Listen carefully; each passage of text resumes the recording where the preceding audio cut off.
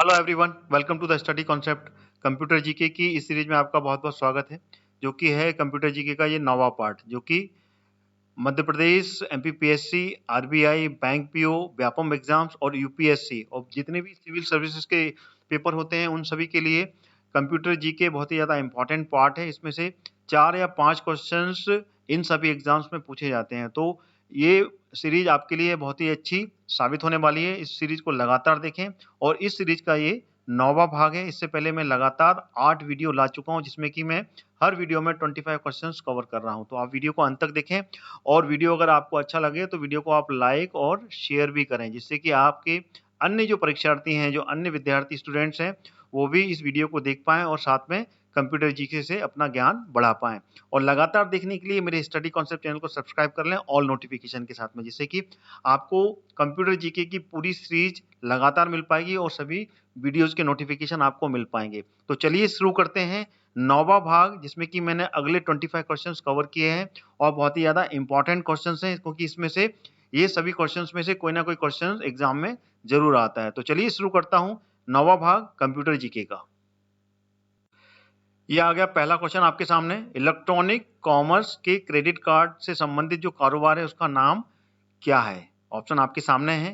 Electronic credit, electronic debit, electronic business, electronic beam या इनमें से कोई नहीं। तो इसमें से जो 5 ऑप्शन दिए हैं A B C D E, तो इसमें से कौन सा जो ऑप्शन है वो सही होगा? देखिए, इलेक्ट्रॉनिक कॉमर्स के क्रेडिट कार्ड से संबंधित, तो इसमें जो क्लू दिया है credit card, that means electronic credit card. तो this is the correct option, ये इसका सही उत्तर हो जाएगा। अगला क्वेश्चन आ गया, सेकंड क्वेश्चन। डॉल्बी डिजिटल तकनीक का इस्तेमाल सबसे पहले किसमें किया गया था? डॉल्बी डिजिटल जो साउंड होता है, ठीक है ना, एक प्रकार का ये साउंड है डॉल्बी डिजिटल, और इस तकनीकी का जो इस्तेमाल है वो सबसे पहले किस मूवी में किया गया था, ये क्वेश्चन बनता है। तो इसमें ए ऑप्शन है Mughal-e Azam, Spiderman, Batman returns, James Bond या फिर इनमें से कोई नहीं। तो कौन सी मूवी थी जिसमें कि सबसे पहले डॉल्बी डिजिटल साउंड का उपयोग किया गया था? तो इसका जो सही उत्तर है वो है सी। ठीक है ना, पूरे 5 ऑप्शन इसमें दिए थे, तो थर्ड वाला C option is the correct option. ठीक है ना, बैटमैन रिटर्न जो मूवी थी उसमें सबसे पहले डॉल्बी डिजिटल साउंड्स जो टेक्नोलॉजी है उसका उपयोग किया गया था। अगला क्वेश्चन है फोर्थ। डॉल्बी डिजिटल को जानते हैं किस फॉर्मेट में जानते हैं इसको? AC4, AC3 या उपयुक्त सभी या इनमें से कोई नहीं। तो इसका आंसर है third one is the correct answer. AC4 group से जो डॉल्बी डिजिटल है इस ग्रुप को जानते हैं। अगला क्वेश्चन आ गया, 1987 में डिजिटल लाइट प्रोसेसिंग का आविष्कार किया था, किसने किया था? डॉक्टर लैरी हॉर्नबैक ने, डॉक्टर लॉन बेरी ने, बिल गेट्स ने, उपयुक्त सभी ने या फिर इनमें से कोई नहीं। तो कौन सा ऑप्शन इसमें से सही होगा? A B C D E, तो which one is the correct option? तो इसका जो सही उत्तर है वो है A, doctor Larry Hornback, this is the correct option. तो इन्होंने सबसे पहले डिजिटल लाइट प्रोसेसिंग का आविष्कार किया था। अगला क्वेश्चन आ गया पांचवा। प्रोजेक्टर एवं वीडियो प्रोजेक्टर में किस तकनीकी का प्रयोग होता है?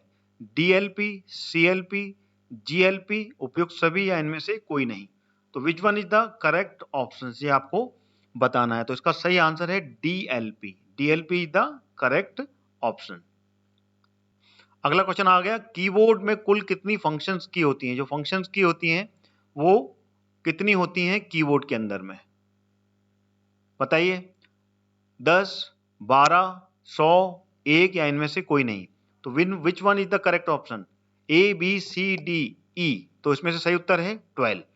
ठीक है ना, कीबोर्ड अगर आपने देखा है तो कीबोर्ड में जो टॉप में जो फंक्शंस की होती हैं 1 2 3 4 5 6 7 8 9 एंड 12, तो all these are the 12 functions की। ठीक है ना, F1 से लेके F12 तक जो की होती हैं ये फंक्शंस की कहलाती हैं। तो कीबोर्ड पर ये टोटल 12 होती हैं। अगला क्वेश्चन आ गया, निम्नलिखित में से कौन से डॉट मैट्रिक्स प्रिंटर का प्रकार है? Line printer, serial printer, laser printer, plotter या इनमें से कोई नहीं। तो पांचों ऑप्शन में से कौन सा आंसर सही होगा ये आपको बताना है। तो which one is the correct option? तो इसका आंसर है serial printer. Serial printer is called है डॉट मैट्रिक्स प्रिंटर। ठीक है, ये आपको याद रखना है। अगला क्वेश्चन है, बहुउत्तरीय प्रश्न जो मल्टीपल MCQ सीरीज जो होती है, MCQ मल्टीपल चॉइस क्वेश्चंस की जो प्रश्न उत्तरीय होते हैं वो निम्न में से कौन सी विधि द्वारा इसको जांचा जाता है, यानी कि वो पूरी की पूरी जो सीट होती है उसको कौन से प्रोसेस से इसको चेक किया जाता है, OMR, OCR, MICR, OMCR या इनमें से कोई नहीं। तो which one is the correct option? इसका जो सही उत्तर है वो है OMR। OMR is the correct answer. और जो OMR होता है, ये OMR सीट आपने देखी होगी, MPPSC का जो प्रीलिम्स होता है उसमें OMR सीट दी जाती है, उसमें मल्टीपल चॉइस के पूरी क्वेश्चंस के नंबर लिखे रहते हैं और साथ में ABCD लिखा रहता है कुछ इस तरीके से, ठीक है ना, first, second, third, fourth, fifth, इस तरीके से होती है। उनके सामने ABCD लिखा रहता है और ये बॉक्स बने हुए होते हैं, ठीक है ना। ये बॉक्स जो बने हुए होते हैं, इन बॉक्स को अपन को भरना पड़ता है, ब्लैक कलर की पेन से इसको टिक करना पड़ता है इस तरीके से। जब इसको अपन फुल टिक कर लेते हैं तो ये OMR सीट कहलाती है और इसको ऑप्टिकल मार्क रीडर, ठीक है ना, इसका जो फुल फॉर्म है O फॉर ऑप्टिकल, ठीक है ना, M फॉर मार्क, ठीक है ना, और R फॉर रीडर। तो ऑप्टिकल मार्क रीडर द्वारा इसको चेक किया जाता है, जिसको कि ये प्रोसेस कहलाती है। तो this is the correct form. जो MCQ सीरीज होती है, जो OMR सीट होती है, उसको इस प्रोसेस के द्वारा चेक किया जाता है। OMR सीट होती है वो पूरी की पूरी। लीजिए अगला क्वेश्चन आ गया, OMR किससे संबंधित है? Banking for B. जब बैंकिंग में बी फॉर जो बी होता है वो बैंकिंग के लिए संबंधित है, तो इसमें से कौन सा ऑप्शन सही होगा? कंप्यूटर द्वारा पढ़े जाने वाले योग्य कागज को लगे निशान को पहचानता है, या फिर कागज को पहचानता है, चित्र को पहचानता है, रंग को पहचानता है, या इनमें से कोई नहीं? तो कौन सा ऑप्शन इसमें से सही होगा, बताएं, विच one is the correct option? तो इसका जो पहला वाला है, देखिए मैंने आपको पिछले वाले क्वेश्चन में भी समझाया था, कंप्यूटर में जो पेपर होता है उस पेपर पर जो निशान लगे होते हैं उसको वो मार्क को रीड करता है। तो OMR मतलब ऑप्टिकल मार्क रीडर, ठीक है ना। ऑप्टिकली जो मार्क होते हैं, ठीक है ना, ब्लैक कलर से जो मार्क होते हैं उसको वो रिकॉग्नाइज करता है और उसको वो पढ़ता है। तो this is the correct answer.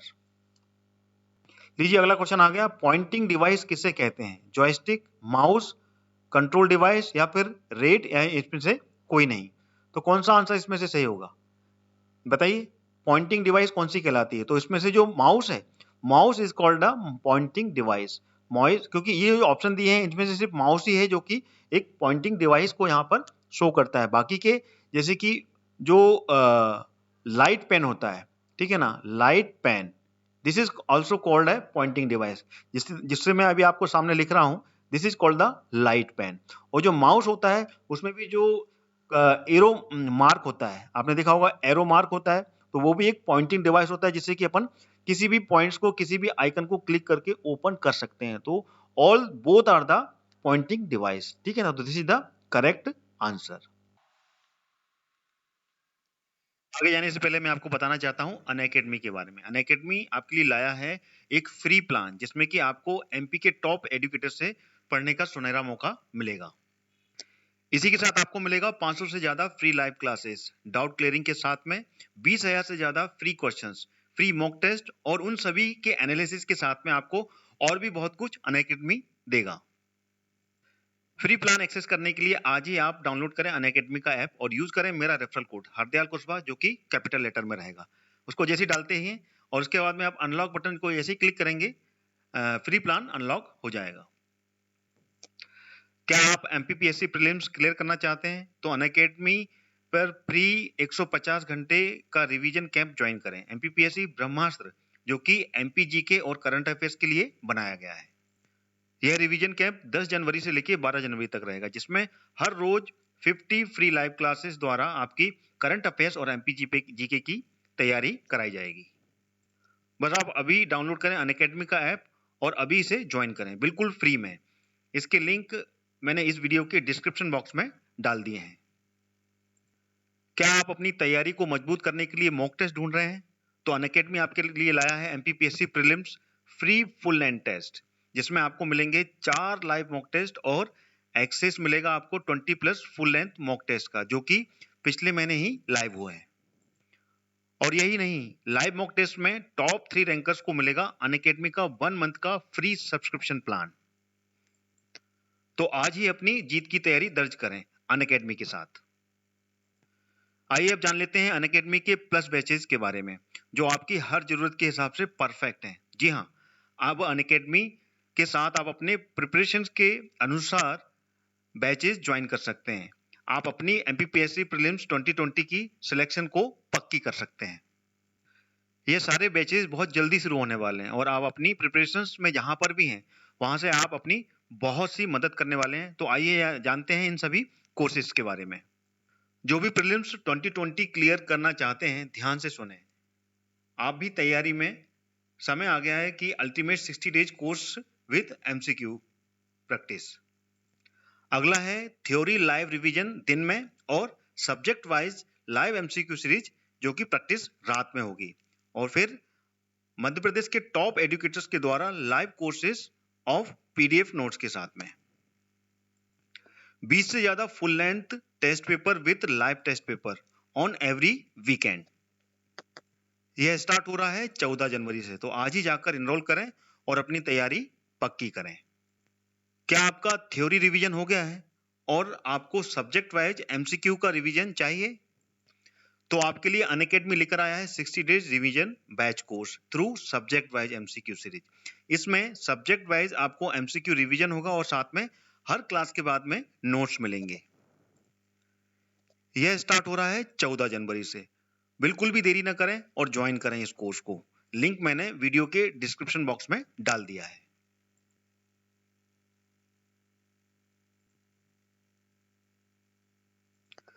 क्या आप एमपीपीएससी की तैयारी शुरू कर रहे हैं और डेडिकेटेड गाइडलाइंस चाहते हैं तो मैं आपको फाउंडेशन बैच फॉर एमपीपीएससी और मेंस के लिए रिकमेंड करना चाहूंगा, जो कि स्टार्ट हो रहा है 12 जनवरी को। ये 10 मंथ का कोर्स है। इसमें आपको मिलेगी live classes with top educators, PDF revision notes और वीकली मेगा क्यूज। इस कोर्स का लिंक भी मैंने वीडियो के डिस्क्रिप्शन बॉक्स में डाल दिया है। आप अपने सपनों को साकार करें अनअकैडमी के साथ में। क्या आप अपना रिवीजन स्वयं कर रहे हैं तो ज्वाइन करें रिवीजन बैच, जिसमें कि आप अपने हिसाब से अपना रिकॉर्डेड बैच का रिवीजन ज्वाइन कर सकते हैं। संपूर्ण ज्ञान में आपको रिकॉर्डेड रिवीजन सेशन मिलेंगे जिन्हें आप अपने पेज के हिसाब से पढ़ सकते हैं विथ डाउट क्लियरिंग। और संकल्प बैच में आपको मिलेगा डेडिकेटेड डाउट क्लियरिंग। आपके रिवीजन को बूस्ट करने के लिए revision is very important part, इसलिए आज ही आप इस बैच को ज्वाइन कीजिए।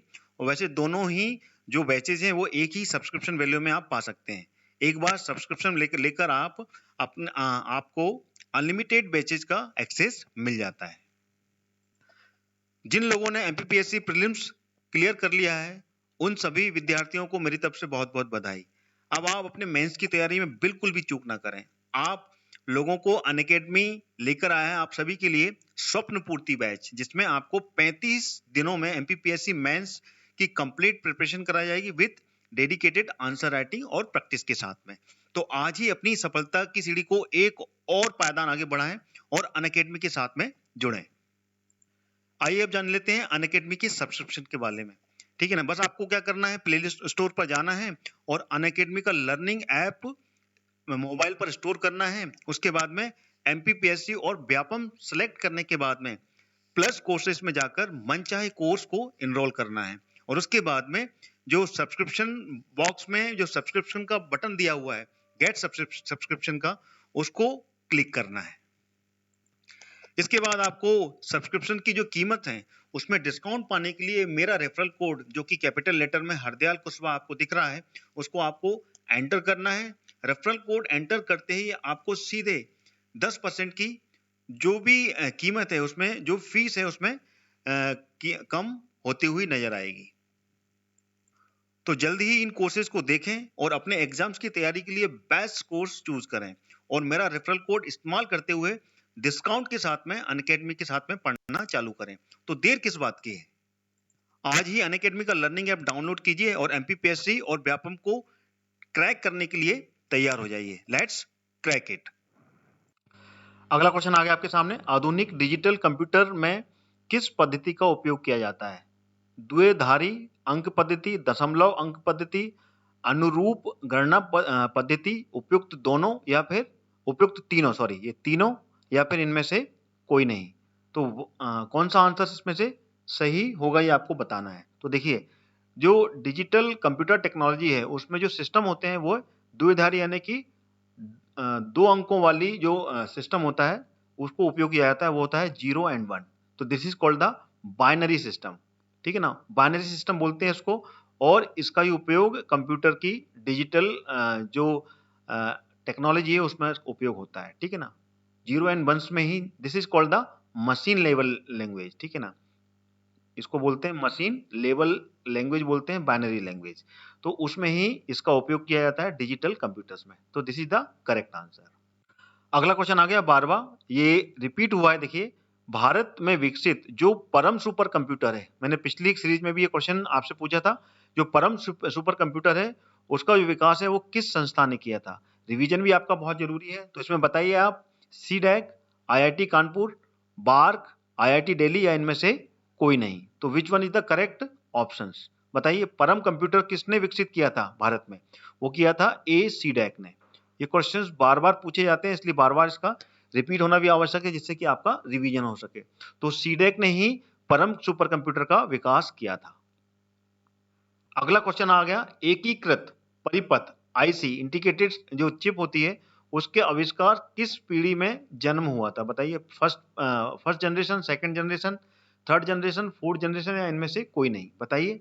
इंटीग्रेटेड जो चिप होती है उसका जो विकास हुआ था वो कब हुआ था, ये आपको बताना है। ऑप्शन आपके सामने है, फर्स्ट, सेकंड, थर्ड, फोर्थ या फिर फिफ्थ। तो इसका जो सही आंसर है वो है फोर्थ जनरेशन, ठीक है ना। This is the correct option, ठीक है ना। सॉरी, फोर्थ जनरेशन नहीं है इसका आंसर, इसका आंसर है थर्ड जनरेशन, ठीक है ना। तो थर्ड जनरेशन में इसका विकास हुआ था। तो 13 का आंसर क्या है, सी, थर्ड जनरेशन में इसका विकास हुआ था। तो this is the correct option. अगला क्वेश्चन आ गया 14th, फोर्थ जनरेशन का जो मुख्य एलिमेंट था वो क्या था। तो इसका जो सही उत्तर है बताइए आप, ट्रांजिस्टर, बृहद एकीकृत यानी कि लार्ज इंटीग्रेटेड सर्किट, या फिर इंटीग्रेटेड सर्किट, निर्वात नालिका, या फिर इनमें से कोई नहीं, बताइए इसका आंसर क्या है। तो इसका आंसर है लार्ज इंटीग्रेटेड सर्किट, ठीक है ना, लार्ज आईसी, ठीक है ना। लार्ज इंटीग्रेटेड जो सर्किट है वही इसका मुख्य एलिमेंट था, यानी कि मेन एलिमेंट यही था। This is the correct answer, correct answer, ठीक है। अगला क्वेश्चन आ गया 15वां, एक छोटे सिलिकॉन चिप पर ट्रांजिस्टरों और अन्य इलेक्ट्रॉनिक उपकरणों के साथ पूर्ण इलेक्ट्रॉनिक सर्किट को क्या कहते हैं, बताइए। Work station, integrated circuit, CPU, magnetic disk, या इनमें से कोई नहीं। तो कौन सा आंसर इसमें से सही होगा, तो इसका सही आंसर है CPU. CPU is the correct answer, central processing unit, जो जिसमें कि एक सिलिकॉन चिप लगी रहती है, ट्रांजिस्टर्स भी होते हैं, साथ में अन्य इलेक्ट्रॉनिक उपकरण कौन कौन से होते हैं, देखिए हार्ड डिस्क होती है, रैम होती है, ठीक है ना, और कैशे होता है, तो डिफरेंट, और साथ में एक एनालॉग घड़ी भी होती है, ठीक है ना, डिजिटल घड़ी भी होती है, जिसमें कि आपको समय भी दिखता है कंप्यूटर के मॉनिटर पे। तो वो पूरा का पूरा क्या कहलाता है, सीपीयू कहलाता है, ठीक है ना। सिलिकॉन चिप होती है, ट्रांजिस्टर्स होते हैं, तो ये सीपीयू मतलब वो पूरा कैबिनेट कहलाता है। उस कैबिनेट के अंदर में एक छोटा सा पार्ट होता है सीपीयू, सेंट्रल प्रोसेसिंग यूनिट, जो कि कुछ इस तरीके से, अगर अंदर में दिखा होगा तो उसके नीचे एक छोटी छोटी पिन लगी रहती हैं, तो that is called the CPU, central processing unit, जो कि सिलिकॉन से बना होता है। ये आपको याद रखना, सिलिकॉन चिप जो होती है वो उसी से बना होता है पूरा सेंट्रल प्रोसेसिंग यूनिट, ठीक है ना, जो कि ट्रांजिस्टर्स और इलेक्ट्रॉनिक कंप्यूटर के साथ में पूरा इलेक्ट्रॉनिक सर्किट होती है। तो that is called the CPU, ठीक है।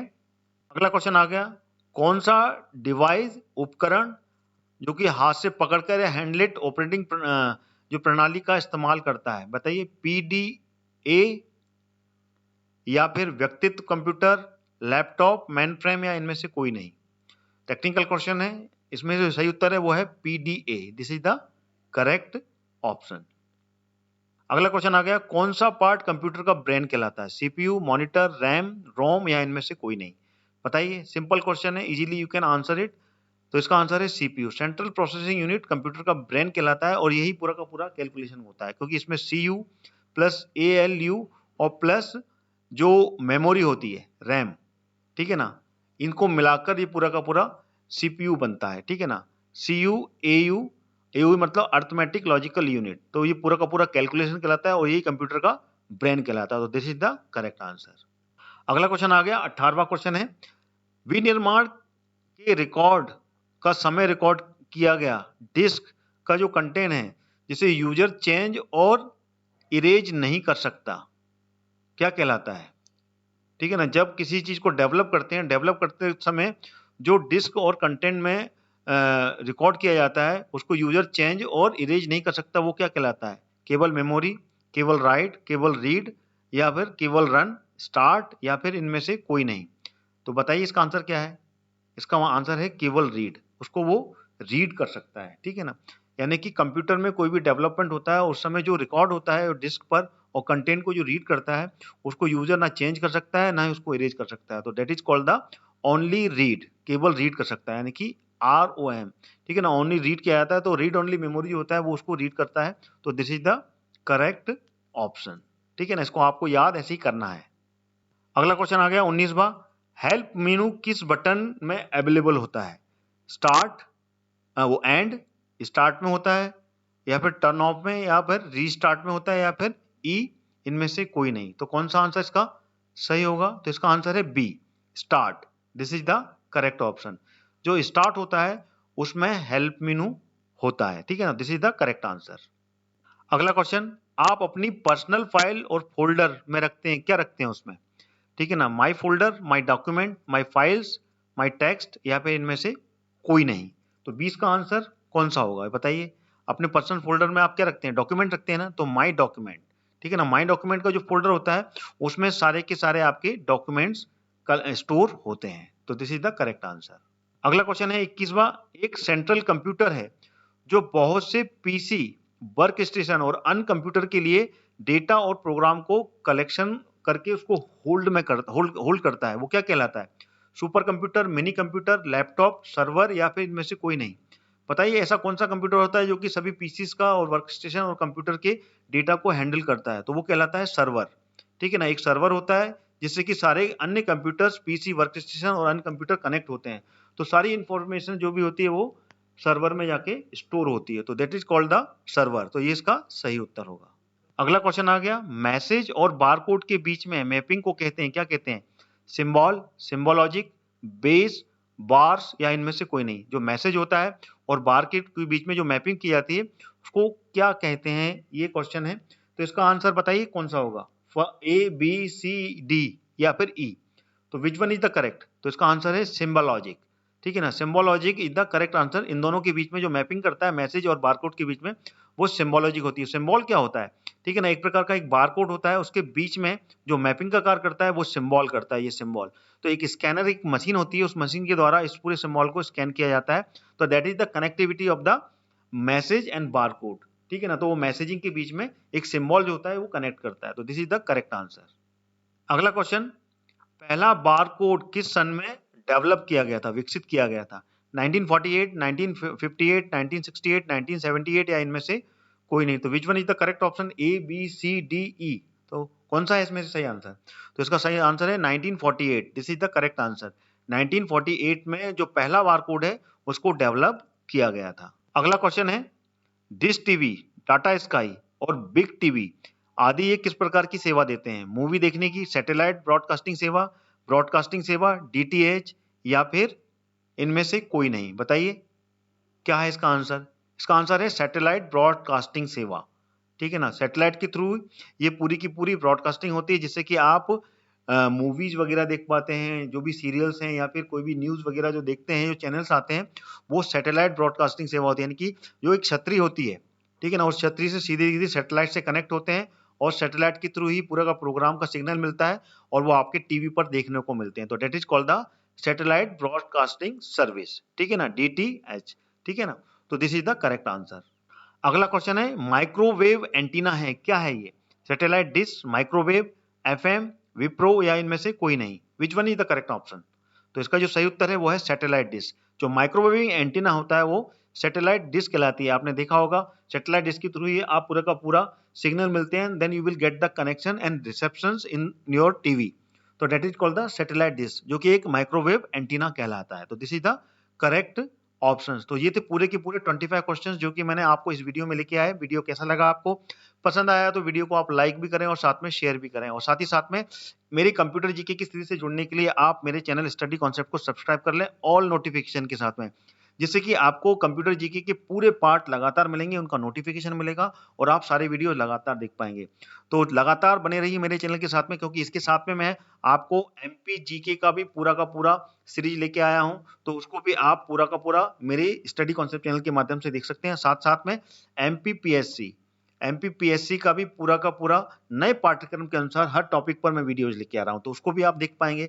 और साथ में कांस्टेबल का भी नोटिफिकेशन आ गया है, तो मध्य प्रदेश कांस्टेबल की भी तैयारी आप मेरे इस चैनल के माध्यम से कर पाएंगे, क्योंकि पिछले जो 2012 से लेके 2016 के बीच में जो क्वेश्चंस जो पेपर हुए थे, उन सभी पेपर का एनालिसिस आपको कांस्टेबल्स के प्रीवियस ईयर के एनालिसिस की सीरीज में मिलेगा, तो वो भी आप मेरे चैनल के माध्यम से देख सकते हैं। तो लगातार बने रहिए मेरे चैनल के साथ में, मेरे चैनल को सब्सक्राइब कर लीजिए ऑल नोटिफिकेशन के साथ में। तो इसी के साथ में मैं अपना ये वीडियो जो कि कंप्यूटर जीके पे था, मैं समाप्त करता हूँ। अगला वीडियो लेकर फिर हाजिर होऊंगा। लगातार बने रहिए और लगातार मेरे चैनल को देखिए, प्लेलिस्ट से जाकर सारी वीडियोज आप देख सकते हैं। तो जय हिंद, जय भारत।